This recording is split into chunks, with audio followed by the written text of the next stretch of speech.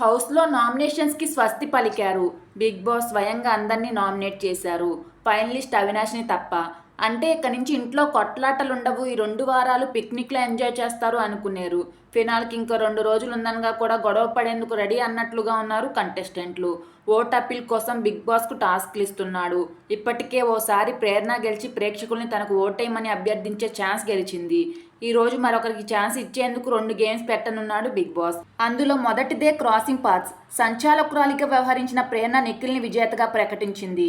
అయితే నిఖిల్ తన తాళ్లను తనకు సంబంధించిన పోల్స్కి కాకుండా మరో పోల్కి పెట్టి బెల్లు కొట్టాడు.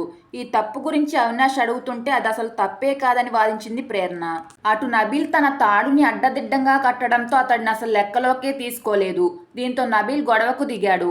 నా పోల్ సరిగానే ఉంది, నువ్వే కావాలని నేను చుట్టిన తాడును చెడగొడుతున్నావు అని ప్రేరణ మీద మండిపడ్డాడు. దీంతో ప్రేరణ ఇమిటేట్ చేయగా నన్ను ఎక్కిరించకు, ఇది జోక్ కాదంటూ గద్దించాడు. మొత్తానికి నిఖిల్ గెలిచి ఓట్లు అడిగే ఛాన్స్ పొందినట్లు తెలుస్తుంది.